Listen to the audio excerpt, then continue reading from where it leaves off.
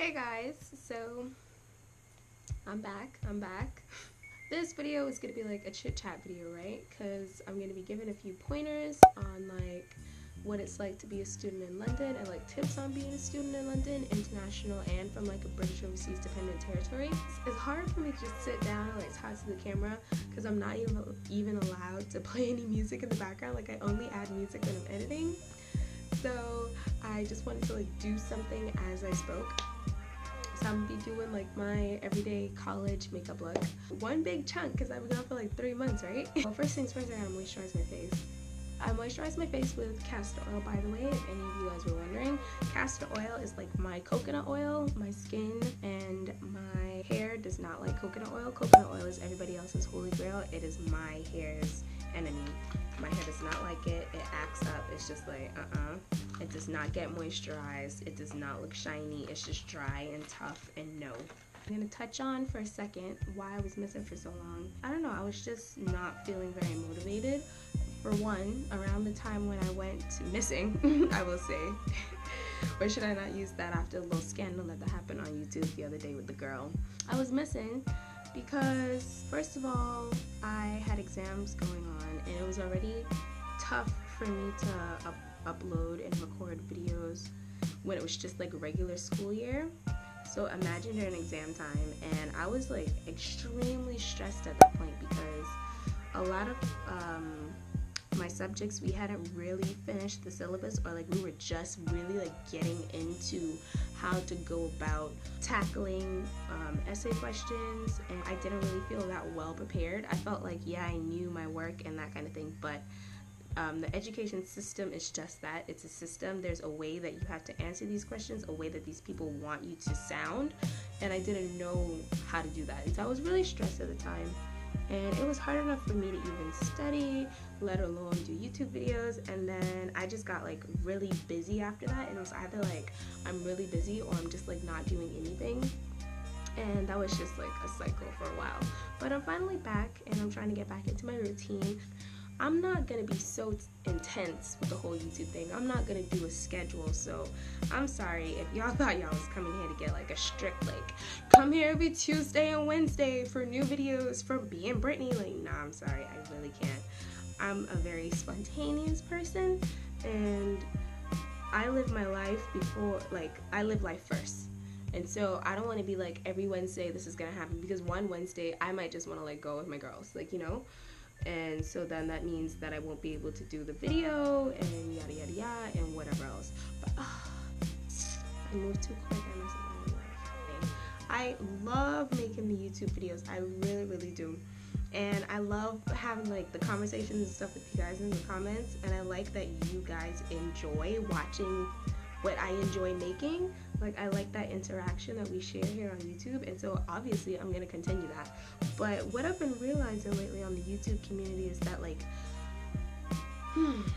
there's like a certain type of person that gets successful, like really successful on YouTube, and I kind of find myself like getting caught up in that for a bit. When I first started making YouTube videos, yeah, it was because I just really liked YouTube. I liked how these people were just like coming on and like sharing like all these things, and then there was things that I was learning that I was like, I want to share with people. And so that's how my YouTube started. It just started with me wanting to share stuff, like make videos, put it up there and share things. But then as it got along, and I realized that, you know, people can get money from doing this, people can get famous from doing this, all kind of like movie deals and like this kind of thing. I was also going through a phase where like I didn't really know what I wanted to do as a career. I kind of know now, but I'm not really fixed on it because I'm open to change at like any moment. But at the time I didn't really know what I wanted to do, and I felt really confused. And everyone always says like a job is, wait, what's the quote? Oh, you never work a day in your life if you love what you do. And so I was like, I love making YouTube videos. These people make a living off of this thing. I'm gonna try and be a YouTuber. And so what did I do? I picked apart what all these successful YouTubers have in common, and I tried to be that, which took away from the message that I'm trying to spread, which is individuality, being yourself, embracing who you are, and not giving a damn what nobody thinks. Like, I was throwing that out of the window because I wanted to be a YouTuber. It also kind of like messed up with me just trying to be an individual, because I wasn't being an individual anymore. I was being one of these cookie cutter people, and I don't want to do that anymore. This summer, I had like a few things that I realized, and one of the things that I realized was I really and truly want to live by my motto, which is living honestly for yourself, and like being yourself, and living for you first and then for others, like, you know. And I'm gonna try and embody that more on my blog and my Instagram and my YouTube channel, which is why, oh wait, someone's calling me. Hello?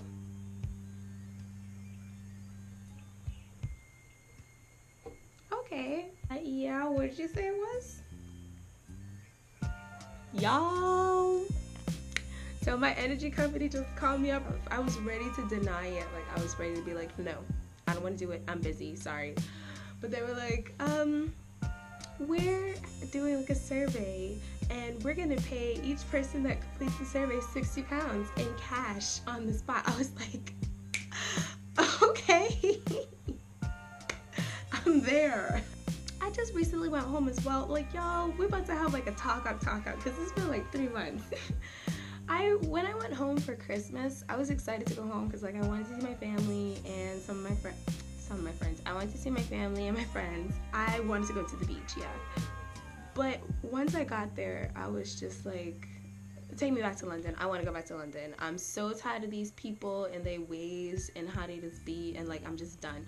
If you're from the islands, you probably know what I mean. I was just fed up. So yeah, I wasn't even looking forward to like going back home for the summer until like around April, when I really started to miss my family. I was like, oh, I want to go home so bad. I want to go home so bad. But again, I wanted to go home for my family and my friends.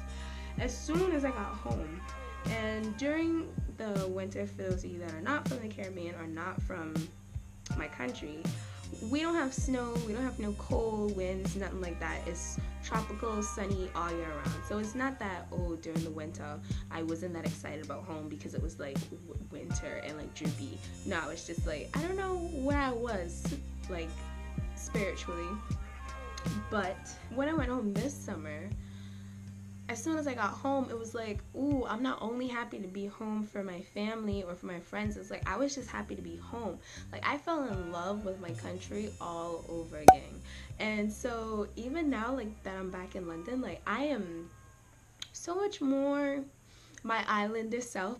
One of the things that I wanted to say, again, with the whole individuality thing, is that my YouTube page is going to be my YouTube page. I'm going to upload whatever I want to upload. It's still going to be the beauty, the fashion, the DIY, but then the style in which I do it in, or like the way that I talk or the way that I present it, might not be what you're used to seeing on YouTube, or like how I'm going to title my videos might not be the best for the whole algorithm, I think it's called. For the way that I'm going to be titling my videos from now on probably will not be popping up in the YouTube search, but that's okay with me, because if people find my YouTube channel, it could be like a little treasure. My goal is not to get to high numbers anymore. My goal is really just to make my channel like me, like an extension of who I am, and also for my channel to be a place where people who can accept and respect and appreciate my energy can just come and like vibe with me. Like, that's what I want. I want to be so me that the people that come here and are on my channel are the people that are supposed to be here, you know what I mean? So yeah, I ain't going nowhere, you know. And I actually just took off my school makeup just so that I could record this video, but don't judge me. This for y'all. Now let's get into being an international student in London. For the international students that are not British dependent territory citizens, I can't really help y'all out in regards to like visas and like where to go to get a visa, or what do you do when you get denied, or like anything like that, because I didn't need to get a visa. I am technically a British citizen. I just came out here, got my passport, and I got into the system. Let me just hit on for my British territory.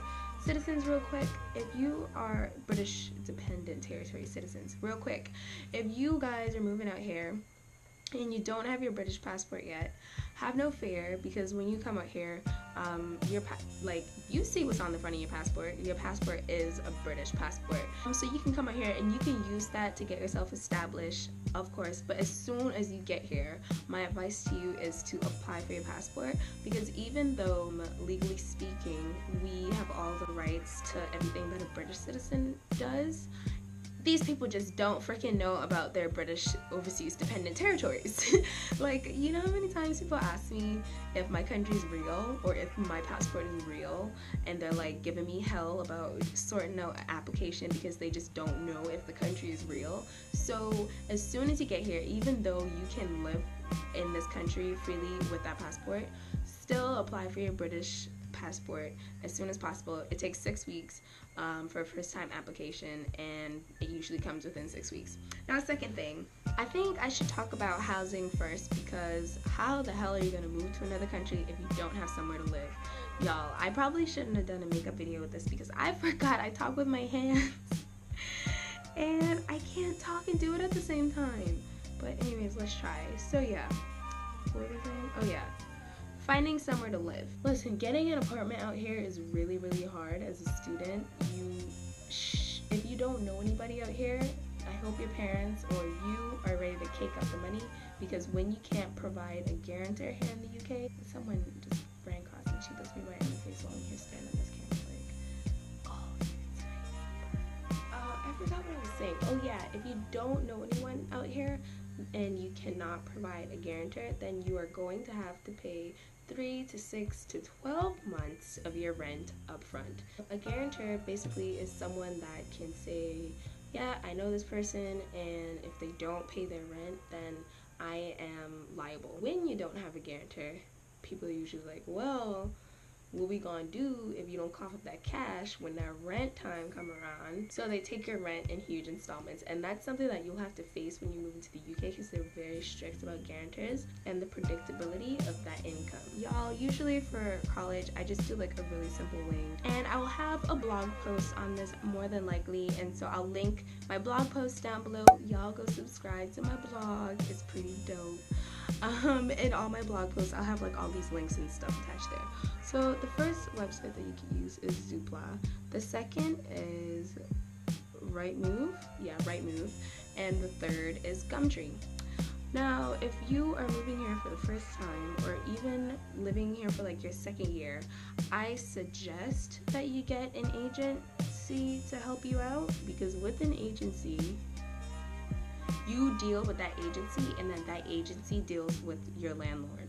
And you know for a fact that, well, not for a fact, because I did hear that sometimes agencies scam you, but there's like more of a guarantee that you won't have someone sticking a finger in your eye. I don't know if y'all really know what that means, but it's like no one will take advantage of you, basically. You're gonna be safer, your money's gonna be safer, and you have like a smooth transition. Like landlords just renting out their place without an agency, and it's just you and the landlord. You can do stuff like that because it is way cheaper than using an agency, but it's just like less safe, because there's no guarantee that they're not gonna screw you over. There are a few different options that you can have as a student when it comes to housing. You can get a flat share, which is most definitely the cheapest, but if you don't really like living with other people, or you don't like people in your space, or you're extremely squeamish, or love your personal space, maybe a flat share isn't for you, because it is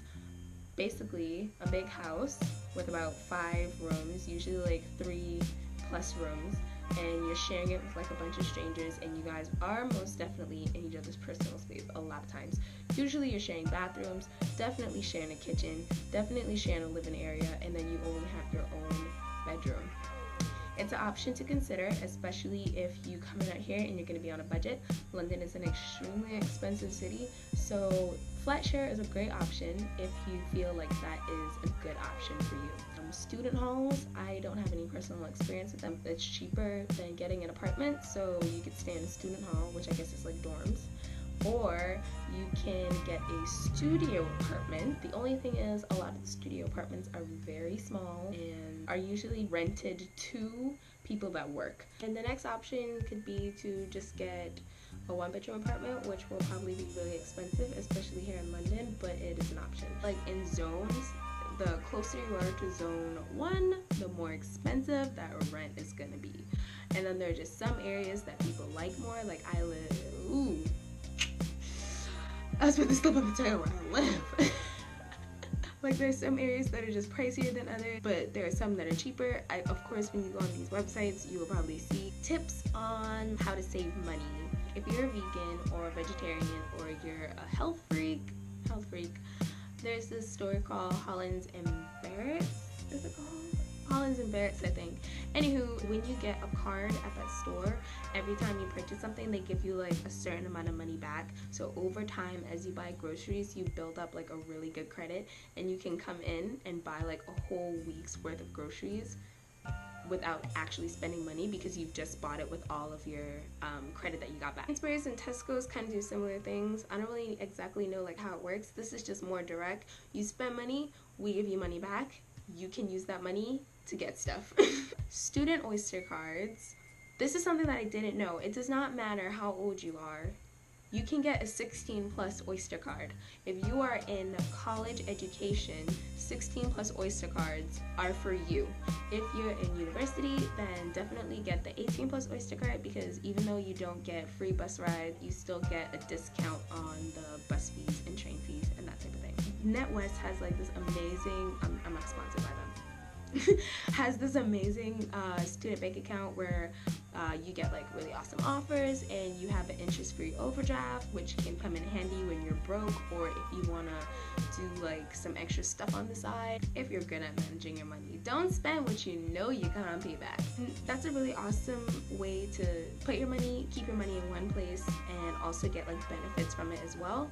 And yeah, you get more benefits than you would if you were to have like a regular NetWest card. So another tip to save would be sometimes take the bus over the train. Usually the train ride is only like 10 or 15 minutes faster than the bus ride, and so if I'm not in a rush, I just take the bus. And that's what you should do too, because the buses are significantly cheaper than trains, and they get you there around the same time or just like a little later.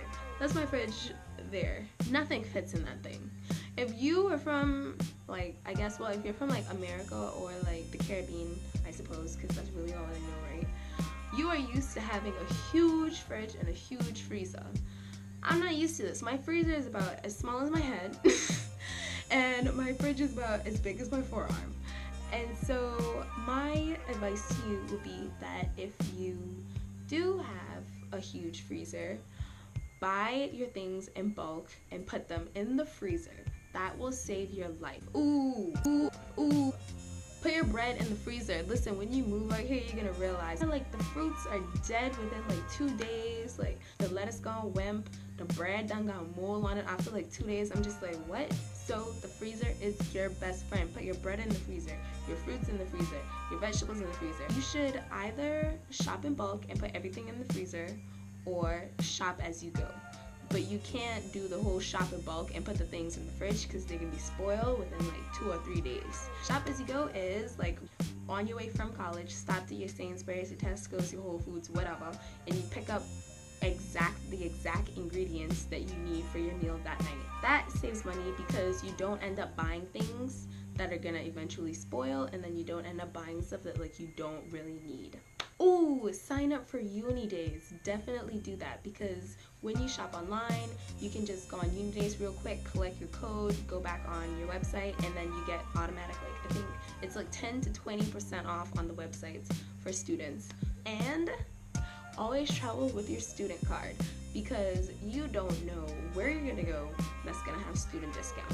Off the top of my head, I can't really think of anything else, like any other tips, but I will definitely do like a part 2, or on my blog I will more than likely have way more tips, because I would have thought that process through a lot more by then. But I hope you guys enjoyed this video. I look forward to starting this really cool channel with you guys. Like I'm excited about it. I hope you guys are.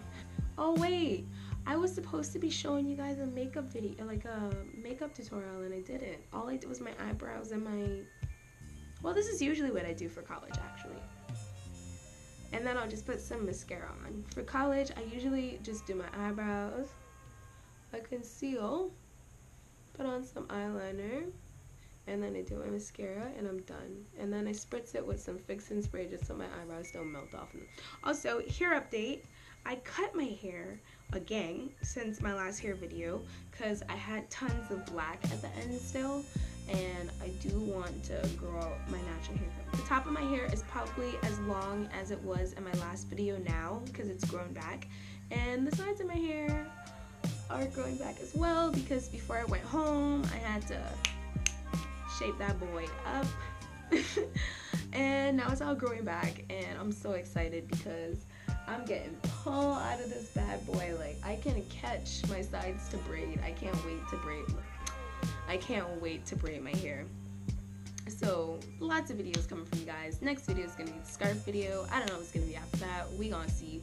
But I'm just happy to be back, and I hope you guys are happy to have me, and I'll see you in the next one.